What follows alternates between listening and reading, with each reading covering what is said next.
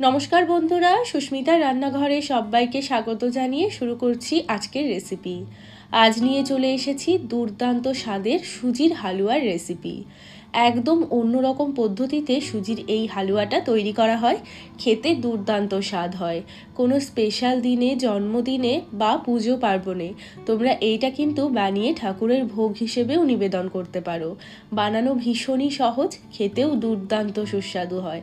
তাহলে চলো আর কথা না বাড়িয়ে আজকে দুর্দান্ত স্বাদের সুজির হালুয়ার এই রেসিপিটা দেখে নেওয়া যাক। তো দেখো, সবার প্রথমে এখানে আমি নিয়ে নিয়েছি একটা মিক্সিং বোল। এর মধ্যে আমি নিয়ে নিচ্ছি 1 বাটি পরিমাণে সুজি। তোমরা যেই বাটি বা কাপে করে মেপে সুজি দেবে সেই বাটি বা কাপে করেই কিন্তু মেপে দুধ দিতে হবে, এবং বাকি সমস্ত উপকরণ আমি এই বাটিতে করে মেপেই দেব। তাই জন্য একটা কোনো বাটি বা কাপ সেট করে নিতে হবে উপকরণগুলো মাপার জন্য। আর আমি সেম বাটিতে করেই 2 বাটি পরিমাণ দিয়ে দিলাম লিকুইড দুধ। দুধটা একটু উষ্ণ গরম দুধ নিয়েছি। তো দুধটা দেওয়ার পরে খুব ভালো করে দুধটাকে মিশিয়ে নেব সুজির সাথে। সুজিটাকে ভালোভাবে মিশিয়ে নেওয়ার পর এবার এটাকে আমি ঢাকা লাগিয়ে আধ ঘন্টার জন্য রেখে দেব। এতে করে সুজিগুলো বেশ দুধের মধ্যে ভালোভাবে সোক হয়ে যাবে। তো আধ ঘন্টা পর এবার আমি ঢাকাটা সরিয়ে নিচ্ছি। তো দেখো, সুজিটা কিন্তু বেশ অনেকটা পরিমাণেই দুধটা সোক করে নিয়েছে। এবার আমরা চলে যাব রান্নাটাতে। এবার আমি একটা কড়াইয়ের মধ্যে দিয়ে দিচ্ছি 2 থেকে 3 চামচ মতো ঘি। ঘিটা গরম হয়ে গেছে, এখন দিয়ে দিচ্ছি কাজু বাদাম। 10-12টা কাজু বাদাম নিয়েছি এখানে। আর দিয়ে দিচ্ছি আমন্ড বাদাম কুচি। আমি এখানে মোটামুটি 8-10টা মতো আমন্ড বাদাম কুচি করে নিয়েছি। এবার এই আমন্ড আর কাজুটাকে ঘিয়ের মধ্যে খুব ভালো করে একদম লো ফ্লেমে আস্তে আস্তে করে ভেজে নিতে হবে, যাতে বাদামগুলো পুড়ে না যায় সেদিকে একটু খেয়াল রাখতে হবে। গ্যাসের ফ্লেমটা কম করে দিয়ে বাদামগুলো ভাজবো। 5-6 মিনিট মতো বাদামগুলোকে খুব ভালো করে ভেজে নিয়েছি।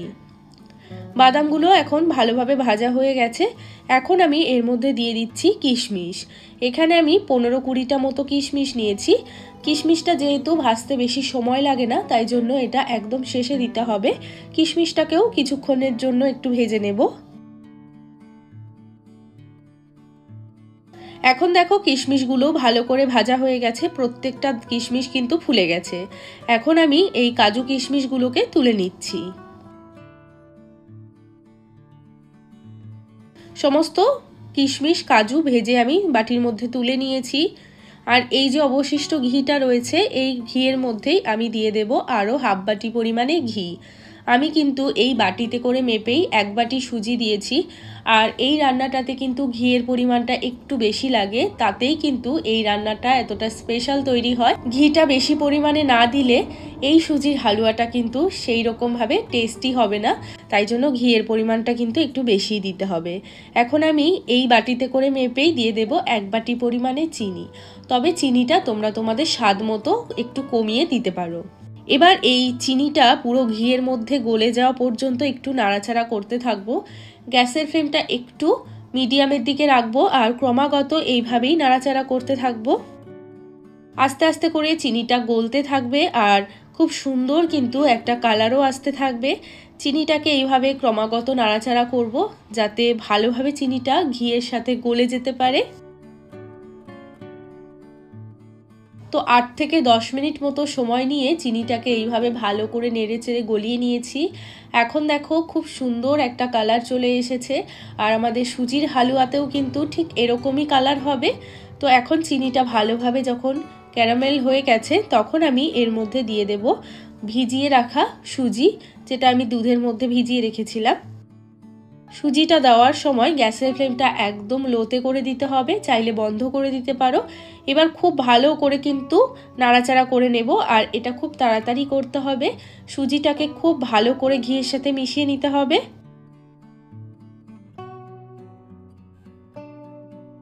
2-3 মিনিটের মধ্যেই কিন্তু সুজিটা খুব সুন্দরভাবে এই ঘিয়ের সাথে মিশে যাবে আর সুজির কালারটাও একদম চেঞ্জ হয়ে যাবে। এখন দেখো, সুজিটা খুব ভালোভাবে ঘিয়ের সাথে মিশে গেছে। আর সুজির মধ্যেও কিন্তু খুব সুন্দর একটা কালার চলে এসছে। তো এইভাবে সুজিটাকে দেওয়ার সাথে সাথে ভালোভাবে মিশিয়ে দিতে হবে।